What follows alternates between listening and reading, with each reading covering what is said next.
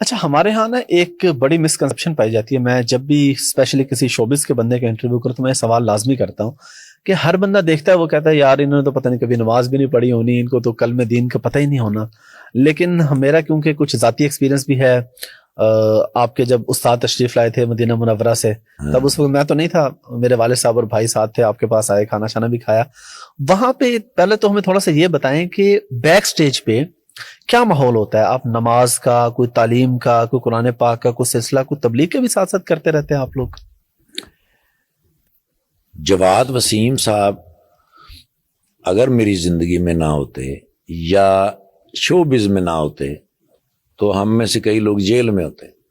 اچھا. یا اتنا بے راروی کا شکار ہو چکے ہوتے کہ ذلت اور رسوائی ہمارا مقدر ہوتی. میں 1996 میں لاہور آیا تھا جی. الحمرہ کے اندر میں جب ڈرامہ کر کے تو نکلا تو مجھے جواد وسیم صاحب نے کہا 3 دن کے لیے آپ نے ہمارے ساتھ جانا ہے. ٹھیک ہے. میں نے کہا تو گھر والوں کو بتانا پڑے گا. تو میں نے تو بتایا نہیں. انہوں نے کہا ہم آپ کے ساتھ گھر جائیں گے، ہم ان سے بات کریں گے اور 3 دن کے لیے آپ نے ہمارے ساتھ جانا. ٹھیک ہے. حیران تو میں ہوا کہاں لے کے جا رہے ہیں مجھے. میں نے کہا ڈرامہ. انہوں نے کہا ڈرامہ کرنے آیا کریں گے. اچھا ٹھیک ہے. لاہور میں ہی رہنا ہے، کہیں دور نہیں جانا. ٹھیک ہے. ڈرامہ کرنے آیا کریں گے. میں نے بہت سارے آرٹسٹ دیکھے، انور علی صاحب، کوڈو صاحب، عرفان ہاشمی صاحب، منظر امین صاحب. میں نے کہا یہ سارے کے سارے ساتھ ہیں. انہوں نے کہا یہ سبھی جاتے ہیں، یہ ہر ہفتے جاتے ہیں، آپ نے پہلی دفعہ جانا. میں ان کے ساتھ گیا گھر، انہوں نے بات کی جا کے، پھر میں ان کے ساتھ چلا گیا. اب وہ ایک مسجد میں جا کے ٹھہر گئے. صبح گشت پہ نکل گئے، لوگوں کو جا کے ریکویسٹ کی کہ عصر کی نماز کے بعد بیان ہوگا، آپ تشریف لائیے. پہلی مرتبہ تھا میرا، میں دیکھتا رہا اور اس میں باقی تو شاید میرے لیے مشکل تھا سب کچھ کرنا. کھانا بڑا مزے کا تھا. اچھا. چنے کی دال گوشت بنا ہوا تھا سر، مجھے آج تک اس کا ذائقہ بھی یاد ہے. اور توے کی روٹیاں، سیلڈ. اب مجھے باقی چیزوں سے تو کوئی دلچسپی نہ رہی، کھانے سے مجھے تھوڑی دلچسپی رہی کہ یار بڑا مزے کا کھانا ہے. وہ 3 دن کے بعد جب واپس آیا تو میں پھر روز ان سے پوچھوں کہ کب جانا ہے. پھر انہوں لوگ کوئی ایسے 2-3 دفعہ جاتے نا جی، وہ کھانے کا مزہ جو تھا وہ تو برقرار ہی رہا. لیکن وہ جو گفتگو ہوتی تھی نا قرآن و سنت کے اوپر، نماز کے بارے میں، جو ایک دوسرے کو سکھانا، وہ ترتیب، وہ ترغیب، اس میں نا میری بھی دلچسپی بڑھ گئی. ایسا ایسا جانے سے.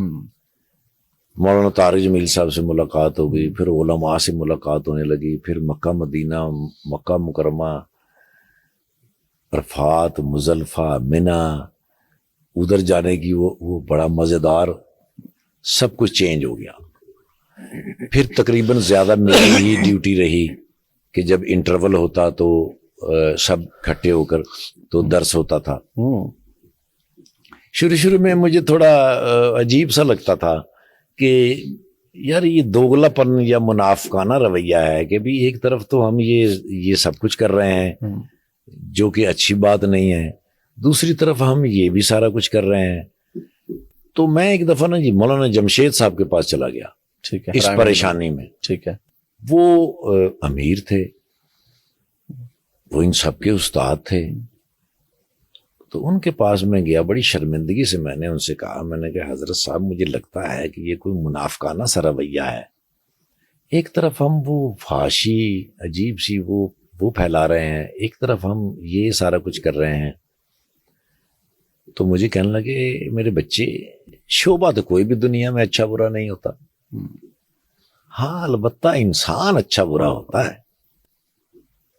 بھئی مزہ تو تب ہے گٹر میں رہو اور صاف رہو. مجھے وہ بات لڑ گئی کیونکہ میں نا بابا جی کا قائل تھا. بہت قائل میں اس لیے تھا، ایک دفعہ ان کے پاس میں گیا اور میں نے ان سے کہا، میں نے کہا حضور میری بیوی جو ہے نا بہت فضول خرچہ ہے. اس کو میں 20,000 روپے دیتا ہوں, وہ تیسرے دن ختم کر دیتی ہے. میں نے ایک دفعہ اس کو 30,000 بھی دے کے دیکھا. ایٹ دی اینڈ پچھلے ہفتے میں نے اسے 50,000 بھی دے کے دیکھ لیا ہے, تیسرے دن ہی ختم کرتی ہے. آپ میں نے کہا اللہ کے ولی ہیں, اللہ کے دوست ہیں, اللہ سے دعا کر کے ایک آدھا دن ہی بڑھوا دیں. ٹھیک ہے, پیسے تو بڑھ گئے, چلو کوئی دن بھی بڑھ گئے. ایک آدھا دن. مجھے کہنے لگے کتنی بیٹیاں ہیں؟ میں نے کہا حضور 3. کہنے لگے بیٹیوں کی ماں چور نہیں ہوتی ہے. یہ دنیا میں کسی ملک کی ہو, کسی مذہب کی ہو, کسی رنگ کی ہو, کسی نسل کی ہو, وہ چور نہیں ہوتی ہے. جب ان بیٹیوں کی شادیاں ہوتی ہیں نا, ساری برآمدگی ہو جاتی ہے. یار میری بیٹی کا ایک دن کم کر دو. اوہو, میں کہ سر گناہ بخشواؤں آیا سا.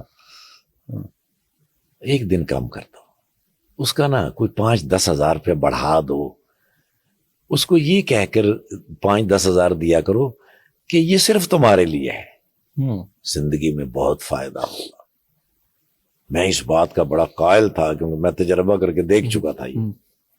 سو جب انہوں نے مجھے کہا نا کہ شعبہ کوئی اچھا برا نہیں ہوتا, انسان اچھا برا ہوتا ہے. بھائی ساری دنیا رہ رہی ہے, گٹر میں رہو اور صاف رہو. تھوڑا سا فیل بھی ہوتا تھا کہ یہ کس طرح ممکن ہو سکتا ہے, لیکن الحمدللہ آج اس بات کو 12 سے 13-14 سال ہو گئے ہوں گے. اب مجھے فیل ہوتا ہے سر کہ اس درس کی وجہ سے 43 لڑکیاں جو اس فیلڈ میں آئیں, ان کے نکاح ہوئے, آج تک ڈرامہ تک نہیں دیکھنے آئی. ماشاءاللہ. ان میں کئیوں کو اب میں بھی نہیں جانتا وہ کہاں ہیں. ماشاءاللہ. پردے میں رہتی ہیں. اب ظاہر ہے اگر آپ اس فیلڈ میں ہوتے ہی نا تو پھر تو بڑا مشکل ہے نا, ایک شعبہ ہی الگ ہو تو کون آ کے بار بار تبلیغ کرے گا, بتائے گا. یہ تو اندر کے لوگوں نے ہی کام کرنا ہوتا ہے سر. ماشاءاللہ. اچھا 400 سے زائد لوگوں نے قرآن پڑھا, ماشاءاللہ 3 لفظ کر کے. ماشاءاللہ 29 لوگوں نے کلمہ پڑھا. ماشاءاللہ 1784 لوگوں نے حج کیا. ماشاءاللہ ان کے ماں باپ نے, ان کے بہن بھائیوں نے, ان کی فیملیوں نے. ماشاءاللہ. جواد وسیم صاحب کی محنت پوری محبت اور خلوص کے ساتھ تھی. ماشاءاللہ. اس کا اجر تو پھر اللہ بے شک کسی کا احسان نہیں. بے شک بے شک.